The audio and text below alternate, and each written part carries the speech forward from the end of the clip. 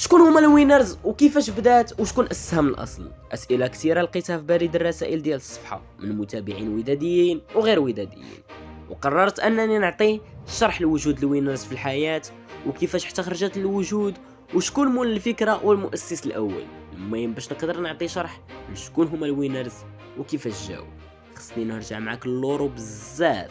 في السبعينات في ديك الوقت ما كانت شي حاجه سميتها التراس في العالم كامل، ماشي غير في المغرب، ولكن كان الشغف ديال الجمهور.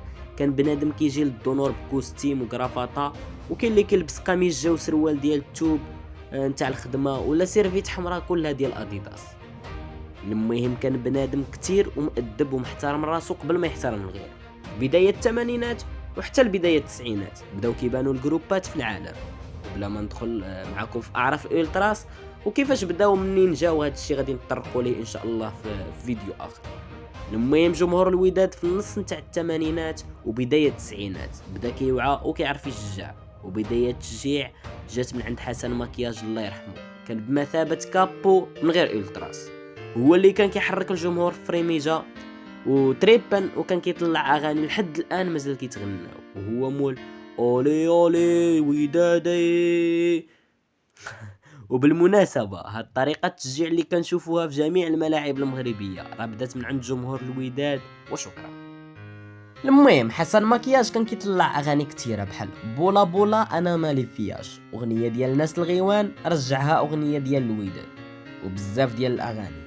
المهم فهاد الحقبه الجمهور تزاد وبدا كيجي والعقليه بدات كتوعى، واول كراكاج في المغرب بدا من فريميجا في 1967 بعجاجه حمراء، ومن بعدها جاء اول تيفو في 2001 من طرف بعض قدماء جمهور الوداد اللي كان عباره على فوال ما كبيرش بزاف فيه اللوغو ديال الوداد. وبعدها غادي تبان جمعيات الروج بلون اللي كانوا كيزوقوا التيران بالبوندرولات وكينظموا رحلات لبرا المغرب، واول خروج ديالهم كان في ماتش الوداد والزمالك في السوبر كوب. من بعد غادي ينتقل جمهور الوداد لمرحله اخرى اللي هي فريميجا. السميه نتاع فريميجا بزاف د الوداديين ما عارفينش الاصل ديالها.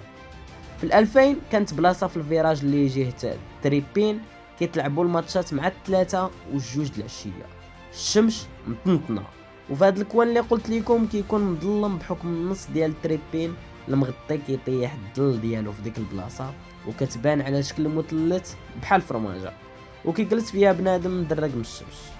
من بعد هاد البلاصه غادي تولي معروفه وكل شي كيريح فيها، وكيتلاقاو فيها الجمهور د الوداد كيقولوا الو فينك، انا فريميجا اجي عندك.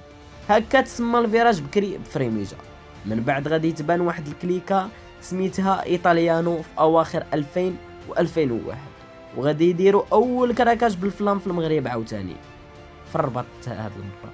المهم داكشي فيه العشوائيه حيت كل واحد كيجي لابس التوني ديال الباير ولا الانتر ولا الميلان. المهم ما كانش زوين داك المنظر.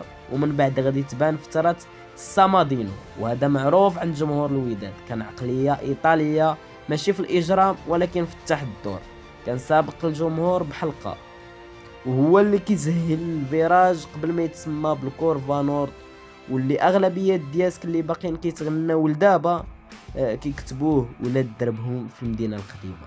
وكنتي خصك تطلق ودنيك في التيران باش تحفظ، ولا تمشي ب5 دراهم للسيبير وتحفظ الدياس، ولا تشري ورقه بدرهم فيها الديسك.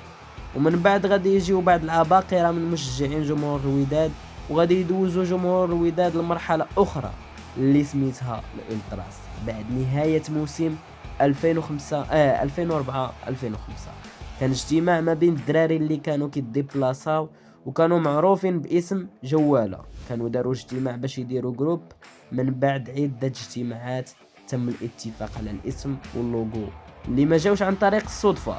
الاسم تختار الوينرز لعده اسباب، اهمها العقليه الفوز اللي كانت معروفه على نادي الوداد منذ النشأة، واللوغو تختار فدائيين لأن النادي منذ التأسيس ديالو كان عطى واحد الصورة للفداء والتضحية. من بعد اختيار اللوغو والاسم كان واحد المشكل مادي، وكيف كيعرف كل شيء كان باش مطبوع غالي شي شوية، دارت كوتيزاسيون، كل شيء كيعطي دري صغير راجل كبير كل واحد كيعطي داكشي اللي قد عليه.